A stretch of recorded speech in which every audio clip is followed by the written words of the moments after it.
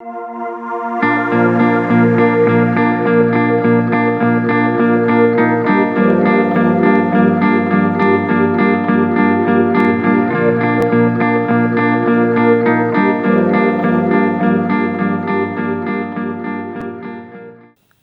طلباء و طالبات، ہمارے آج کے لیکچر کا موضوع ہے افسانوی مجموعہ انگارے کی روایت۔ جیسا کہ آپ جانتے ہیں کہ پہلی جنگ عظیم کے بعد پوری دنیا میں عموماً اور ہندوستان میں خصوصاً زندگی کے ہر شعبے میں ایک تیز رو انقلاب رونما ہوا۔ بربریت، سفاکیت، خود غرضی اور خود پرستی نے تہذیب و تمدن، معاشرت اور اخلاقی اقدار و روایات کے تانے بانے کو بخیر کر رکھ دیا۔ عدم مساوات، عدم تحفظ، اقتصادی بدحالی، سرمایہ داری اور جنسی گھٹن جیسے نئے چیلنجز کا مقابلہ روایتی اقدار، مذہب و اخلاق کے ماخذ سے کرنا ناممکن نظر آ رہا تھا، اور شاید ناممکن تھا بھی۔ یہ واضح ہے کہ اپنے زمانے میں پریم چند اور یلدرم اسکول سے وابستہ افسانہ نگاروں نے اگرچہ قدیم روایات سے انحراف یا بغاوت کا علم بلند کیا، لیکن کسی نہ کسی سطح پر یہ لوگ اخلاق اور تہذیب و مذہب کی روایتی اقدار کے زیر اثر ہی پرورش لوح و قلم کرتے رہے۔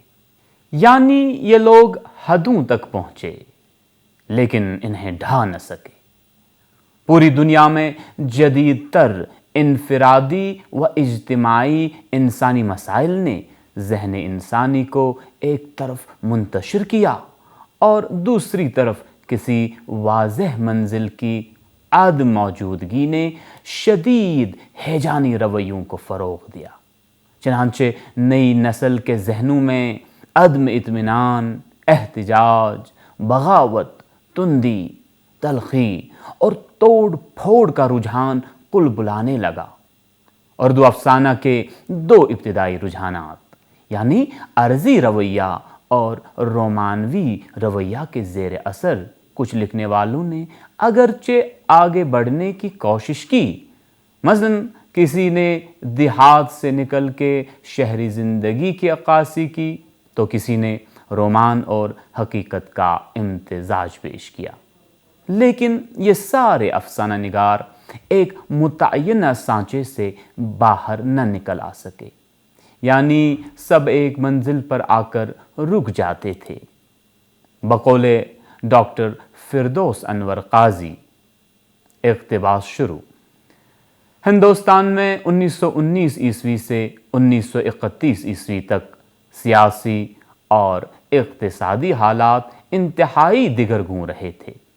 دہشت پسند نوجوانوں کی انقلابی تحریک، انگریزوں کی فرعونیت، ہندوستان پر ان کے جارحانہ تسلط، بھوک اور جہالت نے ہندوستانیوں کی رگوں میں زہر بر دیا تھا، اور جدوجہد آزادی انقلابی حیثیت اختیار کر چکی تھی۔ اردو افسانہ اب ایک ایسے موڑ کی طرف آ رہا تھا جس کی طرف بڑھتے ہوئے یلدرم اور پریم چند کے قدم رک جاتے ہیں، کیونکہ اس کے آگے چل کر جذبات اور اخلاقیات کا جوالا مکھی تھا جو پھوٹنے ہی والا تھا۔ اقتباس ختم۔ یہ لاوا دسمبر 1932 عیسوی میں پھوٹ پڑا۔ سجاد ظہیر، احمد علی، رشید جہاں اور محمود الظفر نے 9 افسانوں اور ایک ڈرامے پر مشتمل کتاب انگارے شائع کی، جس کی نگارشات میں سماج سدھار یا تلاش حسن و خیر کا کوئی مقصد نمایاں نہیں ہے، بلکہ ان میں اضطراب، ہیجانی، بے چینی، غم و غصے کی حالت میں سب کچھ روند ڈالنے کی کیفیت ہے۔ جبر کا کوئی زاویہ قبول نہیں۔ مذہب، معاشرت، اخلاق، تہذیب و ثقافت اور روایات سب کو جبر کی مختلف صورتیں قرار دے کر ان کے خلاف نفرت کا اظہار ہے۔ انتشار و بکھراؤ میں کوئی امنگ ہے، نہ جستجو نہ خواب۔ کیا کریں کیا نہ کریں کی بجائے توجہ اس پر ہے کہ جو ہو چکا ہے اس کی ایسی تیسی۔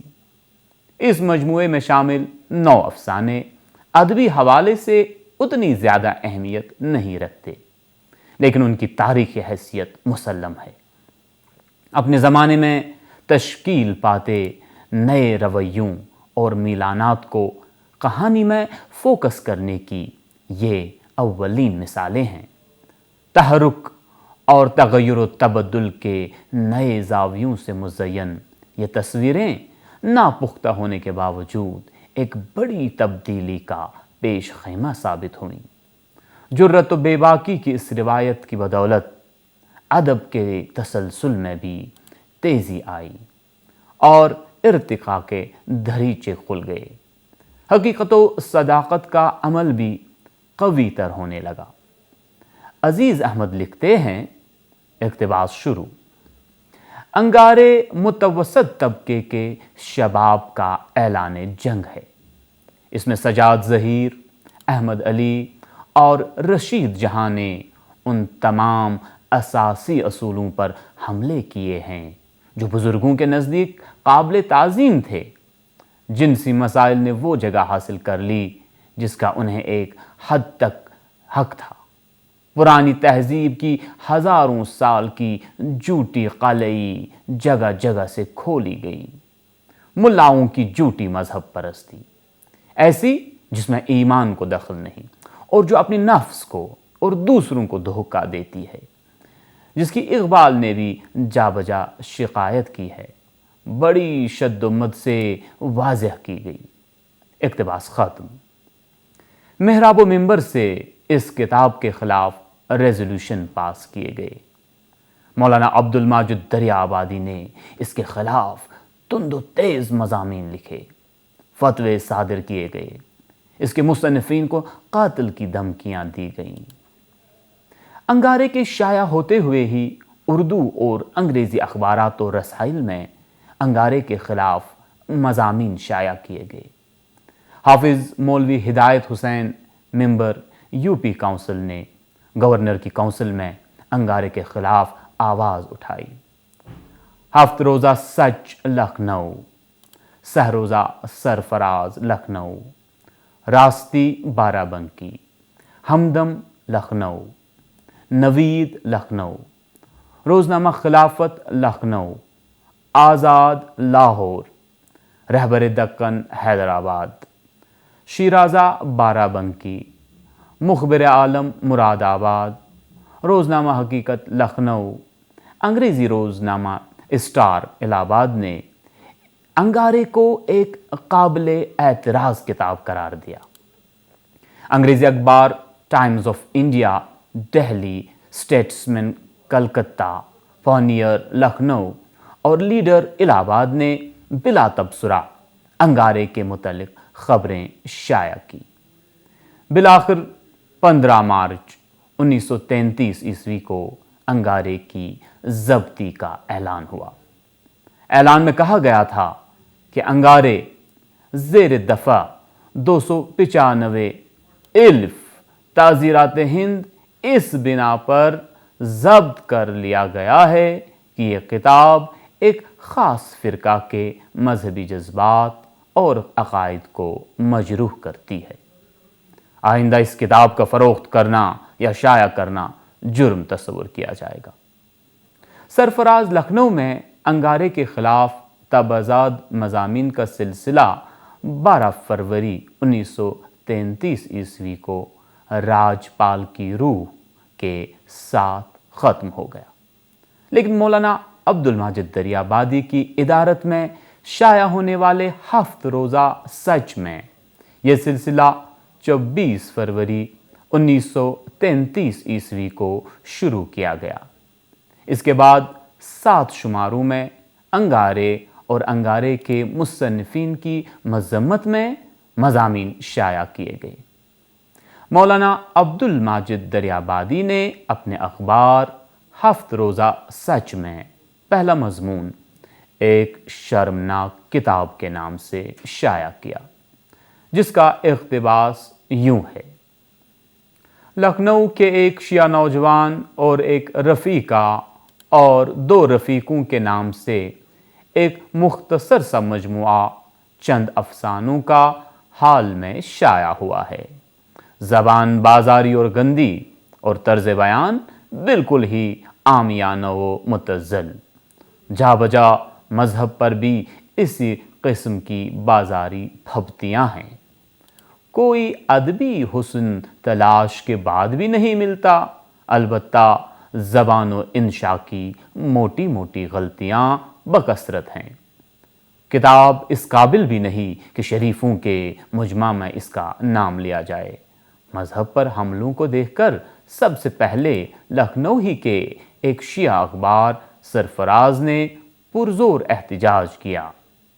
واقعہ یہ ہے کہ مذہبی حیثیت سے کہیں بڑھ کر کتاب اخلاقی حیثیت سے بہت گندی اور گھناؤنی ہے۔ مذہب پر حملے تو کہیں کہیں ضمناً آ گئے ہیں، لیکن شرافت، تہذیب و اخلاق پر حملے تو مسلسل اول سے آخر تک ہیں، اور کسی مذاق سلیم رکھنے والے کے لیے خواہ اس کے عقائد کچھ بھی ہو، کتاب کا مطالعہ آسان نہیں ہے۔ اقتباس ختم۔ انگارے کے افسانہ نگار جدید تعلیم سے آراستہ اور بیرون ملک کی علمی و ادبی صورتحال سے بخوبی واقف تھے۔ بدلتا عالمی منظرنامہ اور ہندوستان کا ماضی و حال ان کی نظر میں تھا۔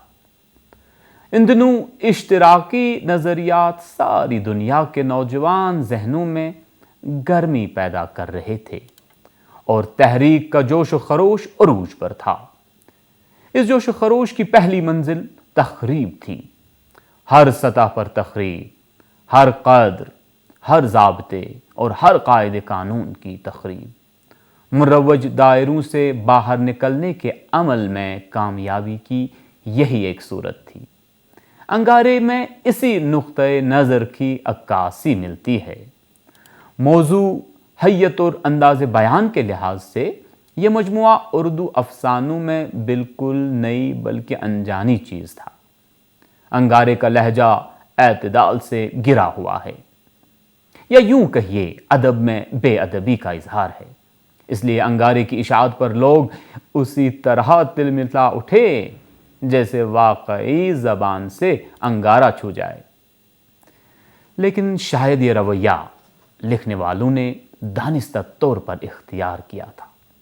ان کا خیال تھا فرسودہ روایات اور قدامت کے مارے ہوئے لوگوں کو جھنجھوڑنے، جگانے اور نئے راستوں کی طرف متوجہ کرنے کے لیے انگارے ہی کی ضرورت تھی۔ بقول ڈاکٹر فردوس انور قاضی، اقتباس شروع، یہ افسانہ نگار آہستہ خرامی اور نرم کلامی کے قائل نہیں تھے۔ ادب میں سر سید کی اصلاحی تحریک معاشرتی افادیت کی طرف توجہ دلا چکی تھی۔ اب یہ نئے لکھنے والے ایک نوع کی انقلابی تحریک لے کر آئے تھے۔ خود ملکی سیاست مفاہمت کا راستہ ترک کر کے بغاوت کے راستے پر چل پڑی تھی۔ ان افسانہ نگاروں کا ارادہ ایک ایسا دھماکہ کرنے کا تھا کہ لوگ گہری سے گہری نیند سے بھی چونک پڑیں، خواہ انہیں غصہ آئے یا وہ نفرت کا اظہار کریں، لیکن جاگ ضرور جائیں۔ اور اس مقصد میں انگارے کے افسانے کامیاب معلوم ہوتے ہیں۔ اقتباس ختم۔ تمام تر ادبی کمزوریوں اور بےہودگیوں کے باوجود انگارے کے افسانے پورے اردو ادب کے لیے عموماً اور افسانہ نگاری کے لیے خصوصاً ایک نئے دور کے نقیب ثابت ہوئے۔ ترقی پسندی، مارکسزم، فرائیڈزم، شعور کی رو اور تحلیل نفسی جیسے رجحانات اور فنی تکنیکوں کی ادب میں، خصوصاً افسانوی ادب میں ابتدا یہیں سے ہوئی ہے۔ سجاد ظہیر کا افسانہ نیند نہیں آتی ان تمام رجحانات کی ہلکی سی جھلک پیش کرتا ہے جو انگارے کے افسانوں کا طرۂ امتیاز ہے۔ اس میں سماج میں رائج بے جا پابندیوں کی زنجیروں کو توڑ پھینکنے کا رجحان بھی نظر آتا ہے، اور مسائل سے چشم پوشی یا فرار کی کیفیت بھی۔ اکبر جو افسانے کا مرکزی کردار ہے، خیالات کے اتھاہ سمندر میں غوطہ کھاتا ہے۔ ایک کے بعد ایک خیال دماغ میں گھومنے لگتا ہے۔ یہ خیالات بہتے دریا کی روانی کی طرح سامنے آتے اور آگے بڑھتے جاتے ہیں۔ ایک اقتباس ملاحظہ کیجیے۔ موت کا فرشتہ آیا، بدتمیز بےہودہ کہی کا، چل نکل یہاں سے بھاگ، ابھی بھاگ ورنہ تیری دم کاٹ لوں گا، ڈانٹ پڑے گی پھر بڑے میاں کی۔ ہنستا ہے کیوں کھڑا ہے، سامنے دانت نکالے، تیرے فرشتے کی ایسی تیسی، تیرے فرشتے کی ساری دنیا کی ایسی تیسی، میاں اکبر تمہاری ایسی تیسی۔ اقتباس ختم۔ اگرچہ پہلی نظر میں یوں محسوس ہوتا ہے کہ موت کے فرشتے کو بدتمیز بےہودہ کہہ کر گویا مذہب سے بغاوت کا اعلان کیا گیا ہے، مگر حقیقتاً یہ اس گھٹن اور اس خوف سے اپنے آپ کو چھڑانے کی کوشش ہے جس نے انسان کو بے جا پابندیوں میں جکڑ کر سکون اور آزادی سے سانس لینا بھی دھوبر کر دیا تھا۔ اسی افسانے سے ایک اور اقتباس ملاحظہ کیجیے۔ اقتباس شروع۔ وہ مچان پر مہاتما جی پہنچے، جے جے جے، خاموشی میں آپ لوگوں سے یہ کہنا چاہتا ہوں کہ آپ بدیشی کاپڑ پہننا بالکل چھوڑ دیں۔ یہ شیطانی گورنمنٹ یہاں پانی سر سے ہو کر پیروں سے پرنالوں کی طرح بہنے لگا۔ قدرت موت رہی تھی، شیطانی گورنمنٹ کی نانی، اس گاندھی سے شیطانی گورنمنٹ کی نانی مرتی ہے، ہاں ہاں شیطانی اور نانی۔ اقتباس ختم۔ یہ اقتباس اس بات کا صاف اندیا دے رہا ہے کہ سامراجی اور جاگیردارانہ نظام کے خلاف جو تحریک سیاسی سطح پر شروع ہوئی تھی، ادب میں جس کی پہچان ترقی پسندی کے ذریعے ہوتی ہے، اس کا بیج انگارے کے اس افسانے میں پڑ چکا تھا۔ یہی بیج پھر بھرگبار لا کر ترقی پسند ادب کے تناور درخت کی شکل میں 1936 عیسوی کو ظاہر ہوا۔ اسی موضوع سے ملتا جلتا انگارے کے مشمولات میں شامل ایک اور افسانہ احمد علی کا مہاوتوں کی ایک رات ہے۔ مفلسی اور امارت کا کنٹراسٹ۔ یہ افسانہ ایک بیوہ عورت کی کہانی ہے جو ایک کھنڈر نما مکان کے میلے کچیلے کمرے میں اپنی 4 چھوٹے چھوٹے بچوں کے ساتھ ٹپکتی چھت کے نیچے برسات کی ایک طویل ٹھٹھرتی ہوئی رات کرب و الم کے عالم میں گزارتی ہے۔ یہ عورت جاگیرداری عہد کی نشانی ہے جو اپنے گزرے وقت کو یاد کرتی ہے۔ اس کا محل، نوکر، چھپر کھٹ، سنہری پردے، زرق برق مخمل کی چادریں اور شنیل کے تکیے، ریشمی لحاف، اس پر ٹنکا سچا گوٹا، انائیں مامائیں، کوئی پیر دبا رہی ہے، کوئی تیل ڈال رہی ہے، دسترخوان پر چاندی کی تشتریاں، قورمہ، پلاؤ، بریانی، متخن، باقر خانیاں، میٹھے ٹکڑے وغیرہ۔ اسی اثنا میں اس کا چھوٹا لڑکا بھوک کی شدت سے بے حال ہوتا ہے اور اپنی ماں سے کچھ کھانے کی چیز دینے کا مطالبہ کرتا ہے۔ ادھر لحاف کا ایک حصہ چھت ٹپکنے سے گیلا ہو جاتا ہے اور چھوٹی لڑکی کو سردی ستاتی ہے۔ اس افسانے میں نہ صرف امیری اور غریبی کا تضاد ہے، بلکہ یہ تضاد جاگیرداری دور کو توڑ کر ایک انتقامی جذبے کے تحت پیش کیا گیا ہے۔ ایک حصہ خیال ہے، دوسرا حصہ حقیقت۔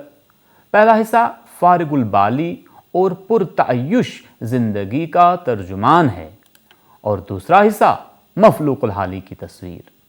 अफसाने के मंदरज झैल इक़्तिबास पर अगर नज़र डाली जाए तो मुआशी परेशानियों से नफ़रत का रास्ता इश्तराकियत के रास्ते से जाकर मिलता नज़र आता है, जिसने आगे चलकर अदब में एक अलग राह निकाली। इक़्तिबास।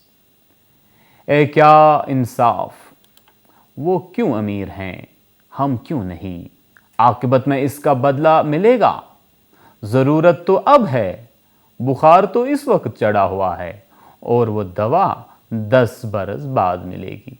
बाज आए ऐसी आक़िबत से, जबकि जब भुगत लेते अब तो कुछ हो। और मज़हब है वो भी यही सिखाता है, यही पढ़ाता है, फिर कहते हैं इल्म काफिराना है और फिर अफलास का बहाना है, बेवकूफ़ों की अक्ल है, आगे बढ़ते हूँ ऊपर चढ़ने वालों के रास्ते में एक रुकावट है। गरीब रहो गुर्बत में ही खुदा मिलता है, हमने तो पाया नहीं, अमीरों से क्यों नहीं रुपया दिलवाता। इक़्तिबास ख़त्म। अंगारे के अफसाने ज़िंदगी की मुआशरती, मुआशी और जिनसी नाहमवारियों पर गहरे तंज़ का खुला इजहार हैं। अगरचे कोशिश प्रेमचंद के अफसानों में भी मौजूद है, उनके तमाम अफसाने जुल्म, जबर और इस्तिबदाद के ख़िलाफ़ एक कवी आवाज़ की हैसियत रखते हैं, लेकिन उनके यहाँ इंसान दोस्ती और इंसानी जज्बात और एहसासात का एहतराम ज़्यादा है।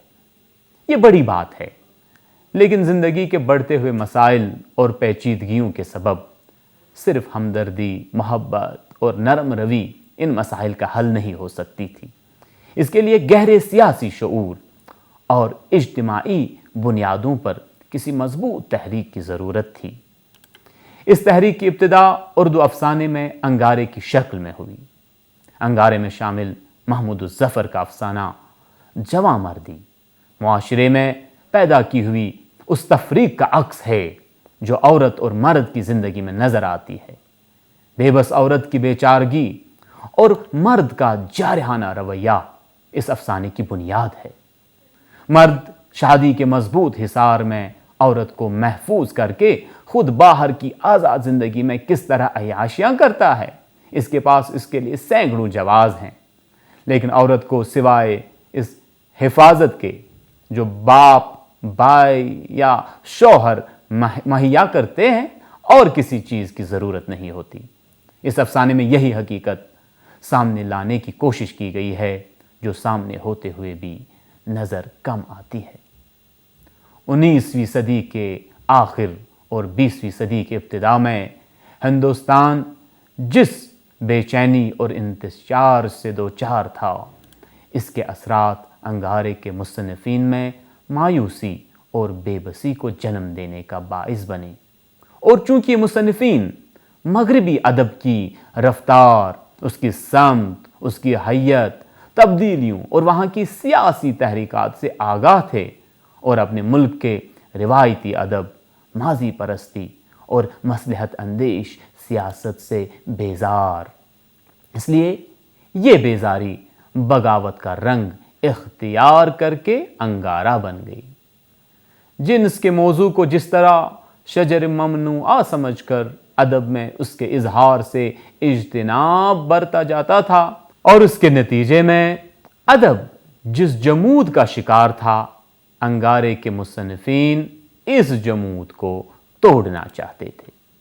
अंगारे में शामिल रशीद जहां का अफसाना दिल्ली की सैर हिंदुस्तान की जिनसी ज़िंदगी की घुटन और उसे पैदा होने वाली खराबियों का अक्स पेश करता है। यह अफसाना खुसूसन औरतों की बेचारगी और बेबसी दिखाने की अच्छी कोशिश है। इक़्तिबास। यहाँ मैं रेल में बैठकर दिल्ली पहुंची और वहाँ उनके मिलने वाले निगोड़े स्टेशन मास्टर मिल गए। मुझे असबाब पास छोड़कर ये रफू चक्कर हुए और मैं असबाब पर चढ़ी, बुर्का में लिपटी बैठी रही। मर्द तो वैसे ही ख़राब होते हैं, हमारे हिंदुस्तानी भाई भी आंखें फाड़ फाड़ कर तकते रहते हैं, कम बख्तों की आंखें नहीं फूट जाती। एक मेरे से कहने लगा, जरा मुंह भी दिखा दो। इक्तिबास खत्म। इस अफसाने में वो रुझान और नफ्सियाती उलझन भी मिलती है जो जिनसी नाआसूदगी के सबब मर्दों में जन्म ले सकती है, यानी फ्राइडिज्म का असर इस अफसाने में मौजूद है और शायद पहली बार उर्दू अफसाने में यहीं से दर आया है। इक्तिबास। कोई सीधी सादी लिपटी सिमटी औरत तन्हा नजर आई और वो चारों तरफ मक्खियों की तरह भिन भिनाने लगे। इक्तिबास खत्म। तरक्की पसंद तहरीक जिसका संग बुनियाद 1935 ईस्वी में चंद हिंदुस्तानी तुलबा के हाथों रखा गया। इस तहरीक के इब्तिदाई नकूश अंगारे के अफसानों में झलकते हैं। तरक्की पसंद तहरीक के मकासद की वजाहत करते हुए सज्जाद ज़हीर ने लिखा है। इक्तिबास। जब हमने तरक्की पसंद अदबी तहरीक की तंजीम की जानिब कदम उठाया तो चंद बातें खुसूसियत के साथ हमारे सामने थीं। पहले तो ये कि तरक्की पसंद अदबी तहरीक का रुख मुल्क के अवाम की जानिब, मज़दूरों, किसानों और दरमियाना तबका की जानिब होना चाहिए।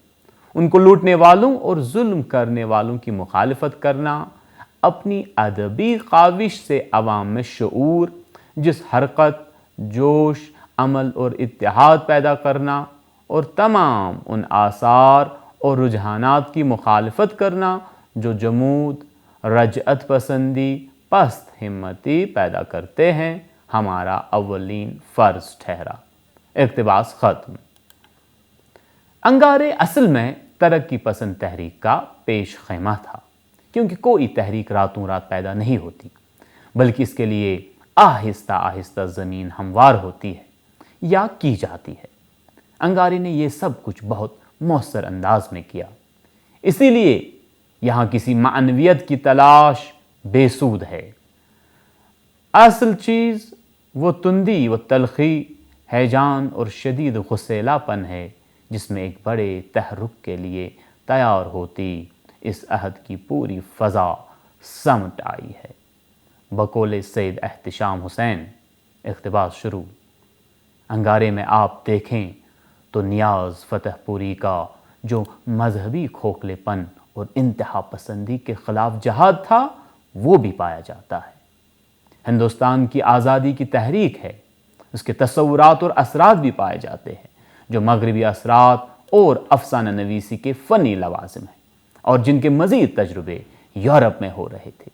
यहाँ रोमानियत और हकीकत निगारी एक ख़ास अंदाज में मिल गए हैं और वह इंसान दोस्ती उभर आई है जिसकी तरफ प्रेमचंद मुसलसल घसीटे लिए जा रहे थे। अगर आप गौर से देखें तो अंगारे में भदी और नाकिस शक्ल में सब की सब चीज़ें मिल जाती हैं।